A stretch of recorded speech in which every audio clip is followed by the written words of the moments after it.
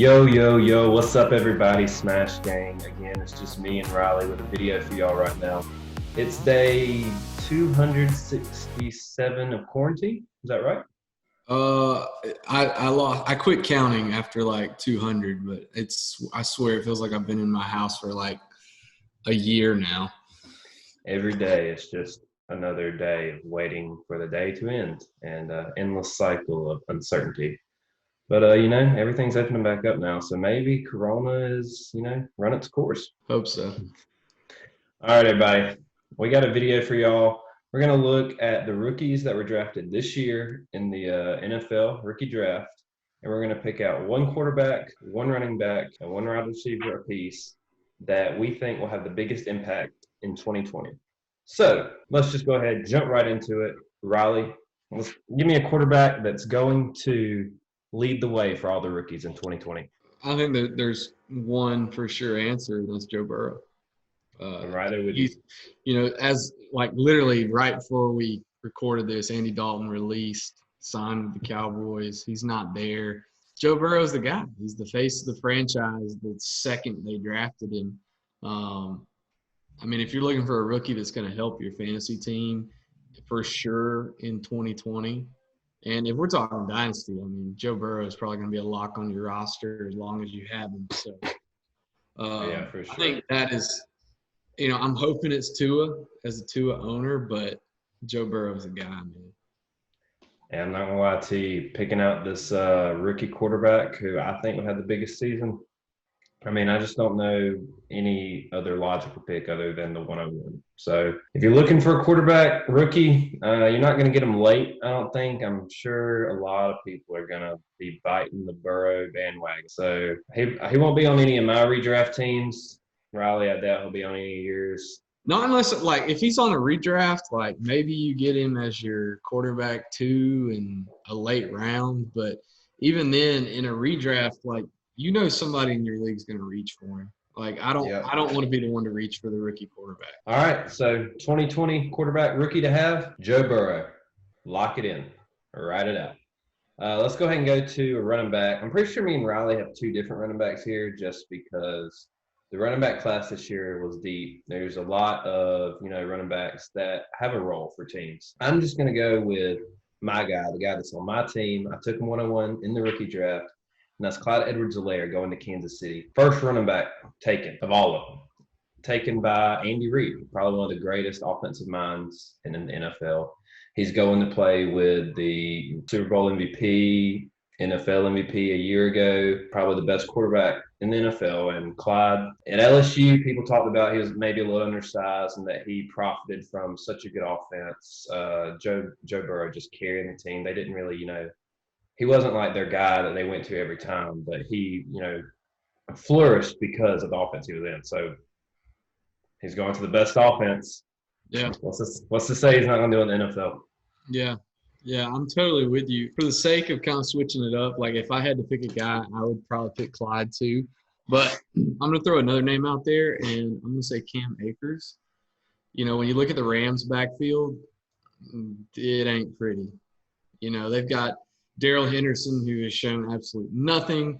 You've got Malcolm Brown, who is they seem to like him. However, it's obvious that his talent is not an elite running back. Whereas Cam Akers, you got this young prospect.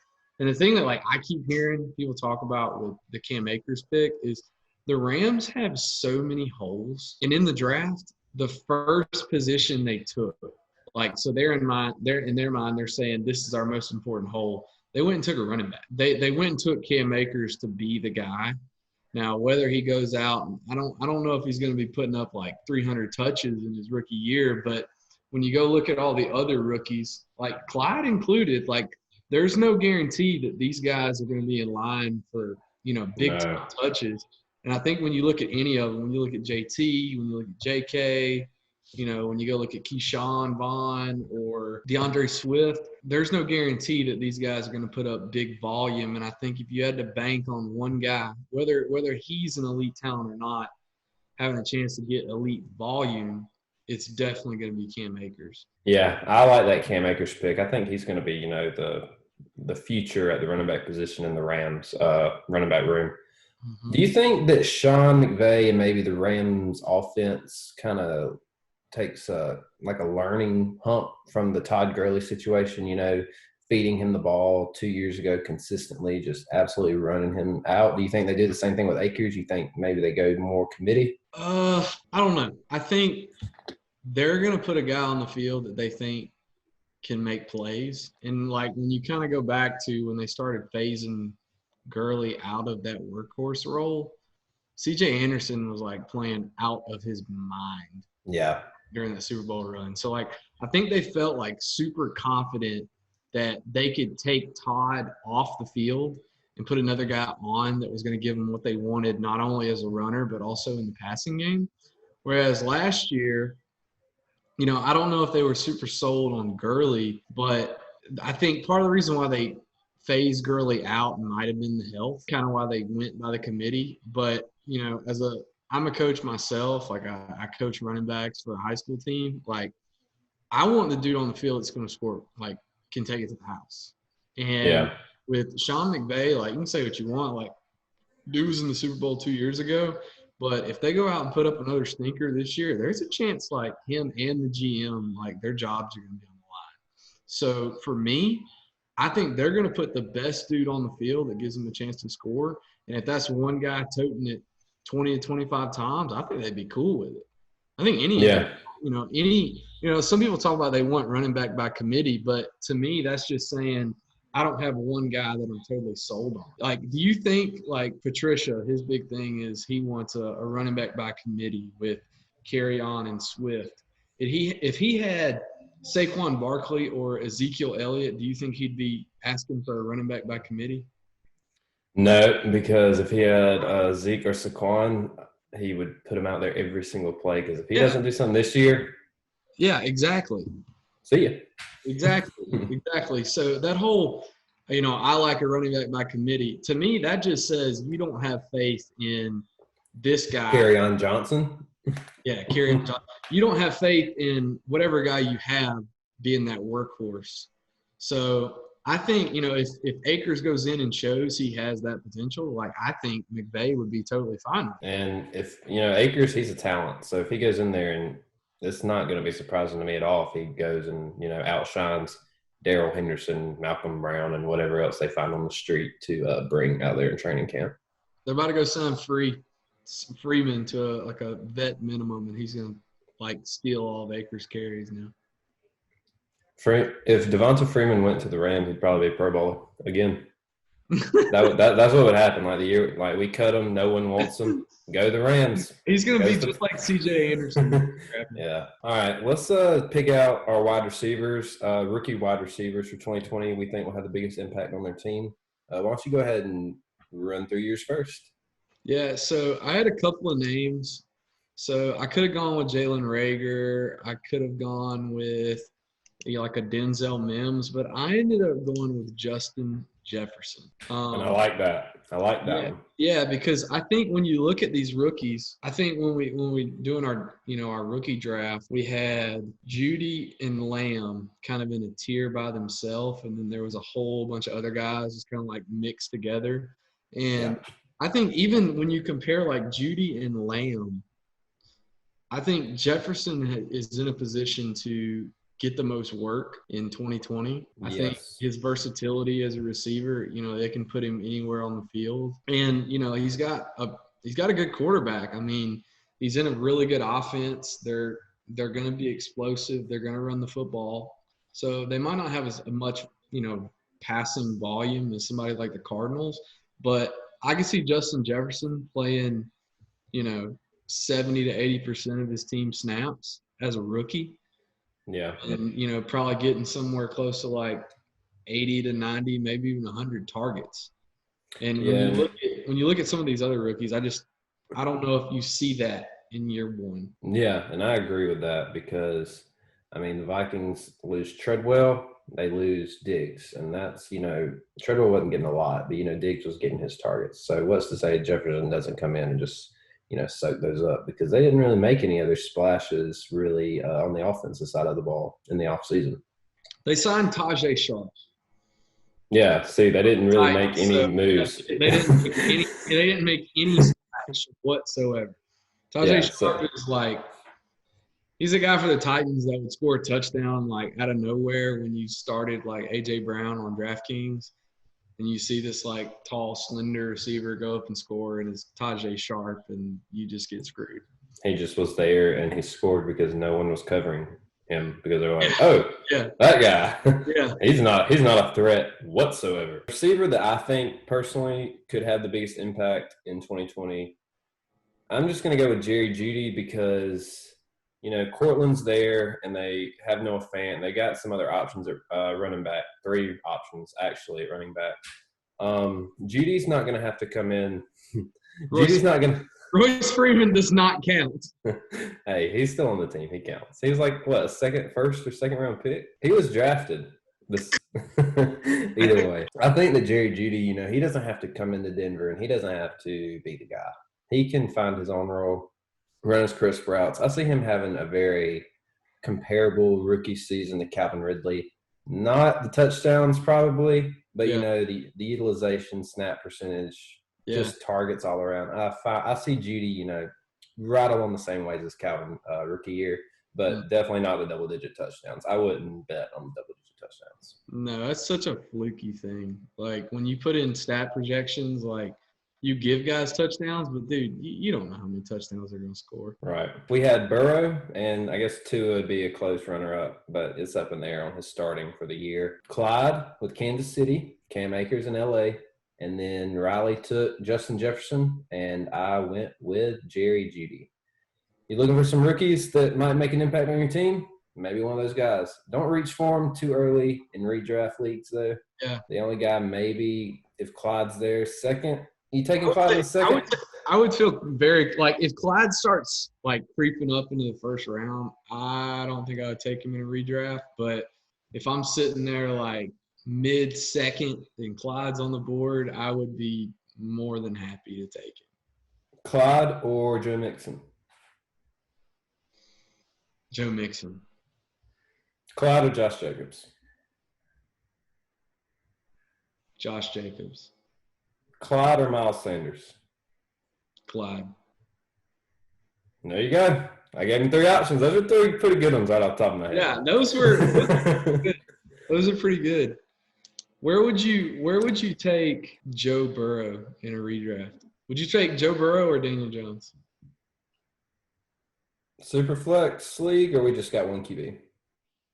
Let's do like redraft one quarterback. Am I going to take – I'm looking at it, and I can either take Joe Burrow or Daniel Jones? Yeah.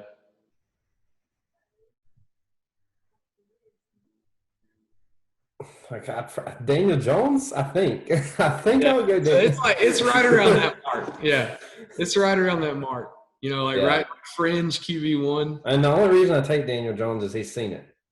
Mm-hmm. Like he's seen it, and that's it. Yeah. And then I'm thinking of the weapons, and I think in New York, and I'm like, and then I'm thinking Cincinnati, and you're like, So all right. I think we got a little time here. Let's look at some of the news happening in the NFL. All right, let's see. Let's talk about it. Oh, Chris Carson is expected to be ready week 1. RIP to my DJ Dallas stock. Oh, all right. Here's some more. The Titans are actually going to be declining Corey Davis's 5th-year option. I'm sure you already knew that, but, you know, are you heartbroken? Is there anything you want to Well, I saw the number. If they would have accepted the option, he would have gotten like $14 million next year. So no, I'm not heartbroken at all that they did not give Corey Davis $14 million. They can go use that 14 on Clowney, and I'll be more than happy. That would be insane. Hey, it's in the running, man. I'll tell you a sneaky fantasy, like whether you want to buy into it or not. Yesterday, the Jags signed Chris Thompson. I was about to bring that one up. To a 1-year deal. And he's actually still on the waiver wire in our Dynasty League, which is crazy to think, you know, Dynasty and a starting, you know, not starting, but a running back that's on a roster is not owned. You think about it. I mean, TJ Yeldon's on a roster. Yeah, exactly. Yeah. So, But I think it's definitely like it kind of piqued my interest a little bit, considering how Chris Thompson, when he was healthy, had some really effective games when he was with the Redskins. Like I went back and looked, and he was never higher than like RB 26 in PPR. But Yeah. if the Jags do go cut Fournette, Well, they already said they're not picking up his fifth-year option. yeah, I don't think they're cutting, but they're probably trading. Yeah, I mean, he's definitely going to be a free agent next season. So. Yeah, and I mentioned this to the Fournette owner in our league. I was like, dude, like think back to when dude was at LSU. Like his senior year, all he did was run and hide and try and get out of games because he was like, I'm not screwing my future. Like, I mean, he did the same thing to his brother Leonard at LSU. I mean, he was in the committee with like Clyde last year, and he just disappeared. Said he wasn't going to come back and worry about his draft capital. And yeah, and my thing is like I kind of feel like you could definitely see it's like week 8, week 9, maybe even earlier, and the Jags suck. And hashtag Capri Sun sighting. And like Fournette just kind of says, "Screw it, my hamstrings hurt or whatever," and he just tries to get out of games and like forces them to trade him or whatever so he can be healthy for when he's a free agent. Yeah, but I mean, this man Leonard Fournette. I know, how old is he? Like 25? 24? Yeah, he's not. I mean, he's right around that peak age. And it feels like he's been in the league for just so long. I mean, he's literally been in the league, like in my head, so long that I don't even really I'm like, dude, he's got to be about to retire. Like in my head, I'm like, Leonard Fournette's about to retire. Yeah. Yeah, the Jags, I really don't even know where to go. I got to see them play some this year before I'm ready to buy into that, because I'm not ready to buy into Minshew Mania. I'm not ready to buy into Leonard Fournette, really. I felt like I got a good deal, but I actually just made a trade and brought in DJ Chark. But I think if there's one guy on the Jags that you can buy and feel okay about, you can buy DJ Chark, especially if you get a discount. And the reason I say that is if they go suck this year and they're drafting Trevor Lawrence or Justin Fields, like, and you own DJ Chark, like you feel pretty damn good about that. Yeah, I do agree with the DJ Chark analysis there. He is I'm not happy about it, but he's not, fantasy dirt.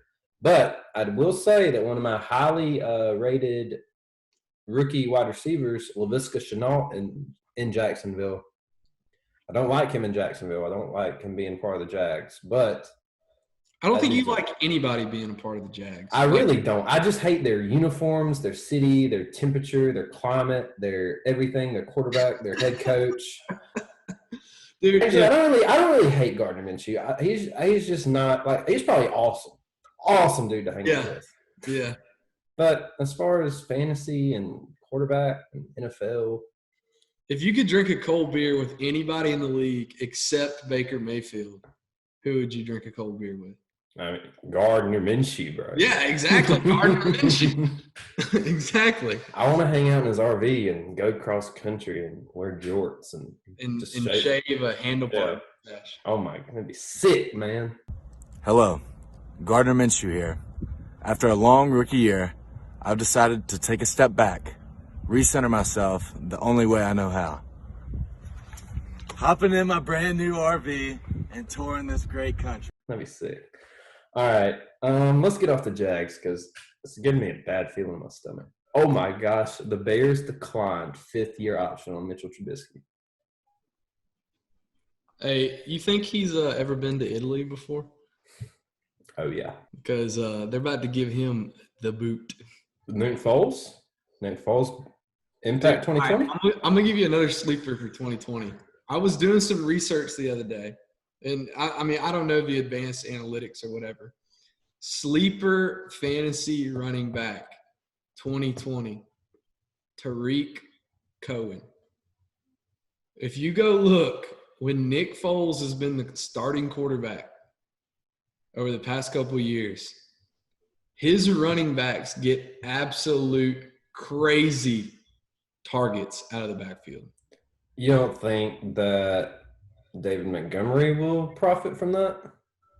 Um, Because he's a pass catcher somewhat. yeah, I mean, but they want Cohen to be, the third down pass catching back though. Yeah. And I think Cohen might be coming up on a contract year, and he's going to be looking to ball so we can get his money. But if there's if you can grab him cheap, I tried to get him. I offered a second round pick, and the guy that owns him in our league would not give him to me for a second round pick. Who owns him right now? Ben. He wouldn't give him to me for a second. So I think Tariq Cohen, if you need like a security blanket guy, like if all hell breaks loose on your team, I think Tariq Cohen could be a really, really solid buy, especially if Nick Foles is the starter. For damn sure, he could be a good buy. Go back and look at Philly's playoff run when Nick Foles was the starter, and go look at the targets that his running backs were getting. Go look in weeks 11 and 12 last year in Jacksonville when he was the starter there. I think Fournette's targets in those two games were 12 and 12 in the two games Nick Foles started. He is going to dump it down to the running back, and they're just going to Tariq Cohen could be like James White this year. Yeah. And he's been fantasy relevant the past couple of years. Yeah. And if he takes a step forward, I guess Tariq Cohen, he's in my head as maybe a guy, but I don't really ever pick him up because he's not like the Chicago Bears running back. But, if Nick Foles comes in and turns the Bears around completely from whatever they did last year, Tariq Cohen, Dave Montgomery. I was big on Dave Montgomery last year. I drafted him a lot too. I drafted him initially. I drafted him in our startup Dynasty draft. It was a late round, but I was like, this dude might be the starting running back for the Bears. And then I just got so turned off from their offense last year. I just sold him.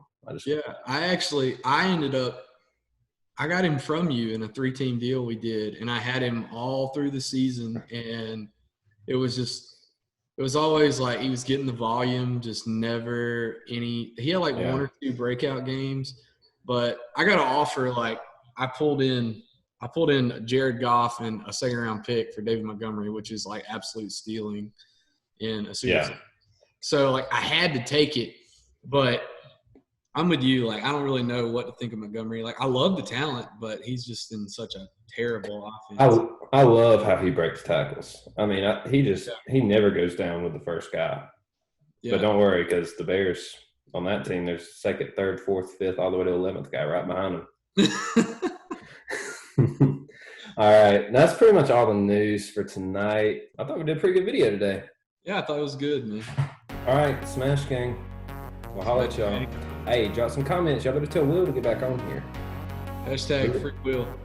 Hashtag free Willie B Always Reddy. Bro. Hashtag free Willie. Free Willie! Look at all right, boys. Off the dome. Off the dome. All right. We'll catch you on the next video. Peace.